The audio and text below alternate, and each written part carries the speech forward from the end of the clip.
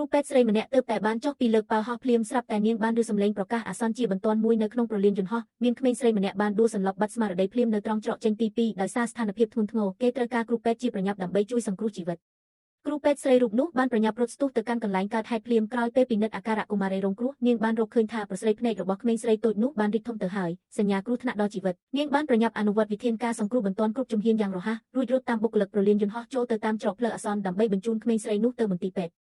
ចំពេលនោះដែរនាងបានរត់ទៅទង្គិចគ្នាជាមួយស្រីស្អាតហើយសូមម្នាក់ឈ្មោះលីសាដែលបានរត់ចូលមកក្នុងច្រកផ្លូវអាសន្ននោះដែរកងដៃត្បូងដ៏មានតម្លៃនៅក្នុងដៃរបស់លីសាបានធ្លាក់ចុះទៅលើការ៉ូបែកខ្ទេចជាបំណែកដោយសារតែកំហឹងលីសាបានទះកំភ្លៀងគ្រូពេទ្យស្រីម្នាក់នោះមួយទំហឹងគ្រូពេទ្យស្រីបានពន្យល់ថាពួកនាងទើបតែល្មើសច្បាប់ដោយសាររត់ចូលមកក្នុងច្រកផ្លូវអាសន្នប៉ុន្តែបងប្អូនស្រីទាំងពីរនាក់នោះបែរជាទម្លាក់កំហុសមកលើនាងទៅវិញលីសាបានបង្ខំឲ្យគ្រូពេទ្យស្រីសង្ការខូចខាតនេះដាច់ខាតនៅក្នុងវិនាទីនោះក្មេងស្រីតូចនៅលើគ្រែរុញមានដង្ហើមខ្សោយទៅហើ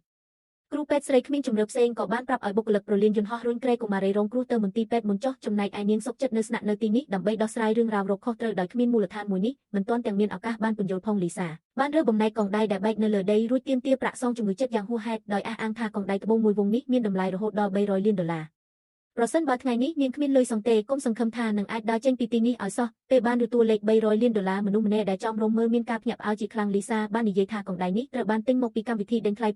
Poly Auction ហើយវាមានតែមួយគត់នៅលើពិភពលោកគ្រូពេទ្យស្រីបានសម្លឹងមើលកងដៃនោះយ៉ាងយកចិត្តទុកដាក់រួចក៏ដឹងភ្លាមថាស្រីហៃសូដ៏ច្រឡះបាសម្នាក់នេះតាមពិតទៅគឺជាអនាគតកូនប្រសារស្រីរបស់នាងដែលមិនធ្លាប់ដែលជួបមុខគ្នាសោះកាលពីមុនរឿងពិតគឺគ្រូពេទ្យស្រីម្នាក់នេះគឺជាប្រធានក្រុមប្រឹក្សាភិបាលនៃក្រុមហ៊ុន Go Group Chairwoman of the Go Group ក្រោយពេលស្វាមីរបស់នាងបានចែកឋានទៅនាងបានប្រគល់ក្រុមហ៊ុនឲ្យកូនប្រុសជាអ្នកគ្រប់គ្រងរួចនាងបានធ្វើដំណើរទៅរស់នៅនិងប្រកបវិជ្ជាជីវៈជាគ្រូពេទ្យនៅសហរដ្ឋអាមេរិកអស់រយៈពេល10ឆ្នាំដោយបានសង្គ្រោះជីវិតមនុស្សម្នារាប់មិនអស់ឥឡូវនេះ10ឆ្នាំបានកន្លងផុតទៅនាងបានកាត់ចិត្តពីទុក្ខសោកនៃការបាត់បង់ស្វាមីរួចសម្រេចចិត្តធ្វើដំណើរត្រឡប់មកមាតុភូមិវិញនាងមានគម្រោងផ្ទៃអាជីវកម្មនិងក្រុមហ៊ុនទាំងអស់ដែលស្ថិតនៅក្រោមឈ្មោះរបស់នាងទៅឲ្យកូនប្រុសមុនពេលចាក់ចេញលោកប្រធានាធិបតីកូនប្រុសរបស់នាងបានប្រាប់ម្ដាយរបស់ខ្លួនជាពិសេសថាគូដណ្ដឹងរបស់គេគឺលីសានឹងធ្វើដំណើរមកទទួលនាងនៅប្រលានយន្តហោះថែមទាំងបានរៀបចំកងដៃត្បូងភាគរំតម្លៃ$300 លានទុកជាកាដូគោរពដឹងគុណទៀតផ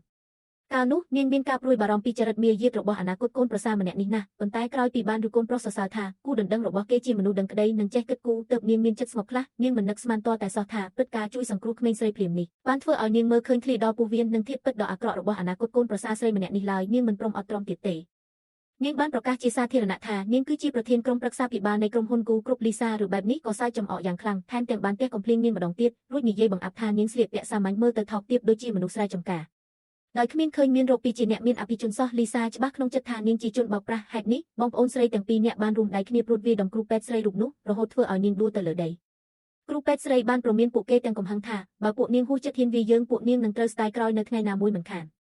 ឬបែបនេះលីសាមិនមានភាពភ័យខ្លាចសូម្បីតែបន្តិចនាងបានចាប់សក់របស់គ្រូពេទ្យស្រីយ៉ាងច្រឡះបាសរួចនិយាយថាទោះបីជាថ្ងៃនេះនាងវាយស្រីម្នាក់នេះឲ្យស្លាប់ក៏គ្មានអ្នកណាហ៊ានមកខាត់នាងដែរចំពេលនោះដែរអ្នកចាត់ការប្រលានយន្តហោះបានប្រញាប់រត់មកដល់គាត់មិនស្គាល់អត្តសញ្ញាណពិតរបស់ប្រធានក្រុមហ៊ុន Go Group ឡើយព្រោះនាងបានដកខ្លួនចេញពីសង្គមអស់រយៈពេលយូរមកហើយដើម្បីជួយយកចិត្តយកថ្លើមអនាគតគូដណ្ដឹងរបស់លោកប្រធានគាត់បានបញ្ជាឲ្យគេសង្កត់គ្រូពេទ្យស្រីទៅលើទឹកកខ្វក់នៅលើដីដើម្បីធ្វើបាបបំបាក់មុខនាងគ្រូពេទ្យស្រីបានប្រមានលីសាម្ដងទៀតថាបើឯងធ្វើដាក់យើងបែបនេះមួយជីវិតនេះឯងកុំសង្ឃឹមថានឹងបានឈានជើងចូលទ្វារផ្ទះត្រកូល Go ឲ្យសោះ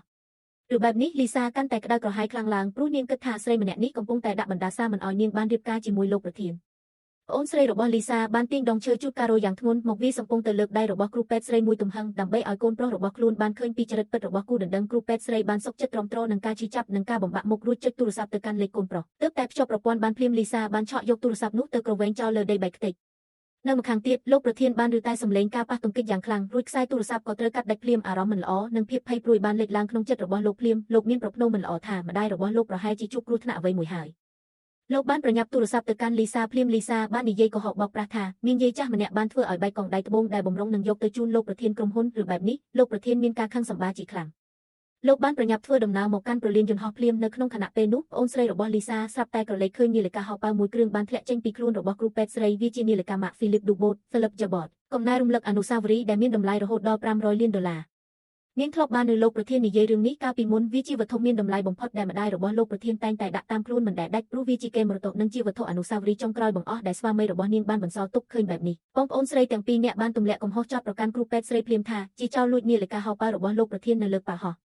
នៅពេលដែលមានភស្តុតាងនៅក្នុងដៃពួកគេកាន់តែមានភាពប្រហែលខ្លាំងឡើងពួកគេបានព្រួតគ្នាវាយដំគ្រូពេទ្យស្រីយ៉ាងចាស់ដៃថែមទាំងចង់រឹបអូសយកនាឡិកាហោប៉ៅនោះដើម្បីយកមកប៉ះពលកងដៃដែលបែកនោះទៀតផងគ្រូពេទ្យស្រីដ៏កំសត់បានបង្ហូរទឹកភ្នែកអង្គរករលីសាសូមឲ្យប្រគល់នាឡិកានោះមកឲ្យនាងវិញព្រោះវាជាវត្ថុតែមួយគត់ដែលស្វាមីរបស់នាងបានបន្សល់ទុកលីសាបានឆ្លៀតឱកាសនេះបង្ខំឲ្យគ្រូពេទ្យស្រីលើកជង្គង់ចុះរួចពោលពាក្យសុំទោសនាងដាច់ខាតដើម្បីការពារវត្ថុអនុស្សាវរីយ៍ចុងក្រោយរបស់ស្វាមីគ្រូពេទ្យស្រីត្រូវបង្ខំចិត្តលះបង់កិត្តិយសនិងសេចក្តីថ្លៃថ្នូរទាំងអស់រួចលើកជង្គង់ចុះនៅលើដីប៉ុន្តែលីសាបែរជាត្រឡប់សម្ដីទៅវិញនៅចំពោះមុខគ្រូពេទ្យស្រីនាងបានគ្រវែងនាឡិកាហោប៉ៅនោះទៅលើដីយ៉ាងដាច់ចិត្តនៅពេលដែលបានឃើញវត្ថុអនុស្សាវរីយ៍ដ៏មានតម្លៃបំផុតរបស់ខ្លួនត្រូវគេបំផ្លាញចោលនឹងភ្នែកដួងចិត្តរបស់គ្រូពេទ្យស្រីបានបែកបាក់ខ្ទេចខ្ទីទាំងស្រុងត្រឹមតែមួយប៉ព្រិចភ្នែកអារម្មណ៍របស់នាងបានផ្ទុះឡើងទាំងស្រុងនាងបានស្រែកគំហកទៅកាន់លីសាទាំងទឹកភ្នែកថាដរាបណាមានជីវិតរស់នៅឯងគុំសង្ឃឹមថានឹងបានរៀបការចូលក្នុងត្រកូលគូ Go Family ឲ្យសោះប៉ុន្តែលីសាមិនបានយកចិត្តទុកដាក់នឹងសម្ដីនោះឡើយព្រោះនាងនៅតែគិតថាគ្រូពេទ្យស្រីម្នាក់នេះគ្រាន់តែជាជនបោកប្រាស់ម្នាក់តែប៉ុណ្ណោះ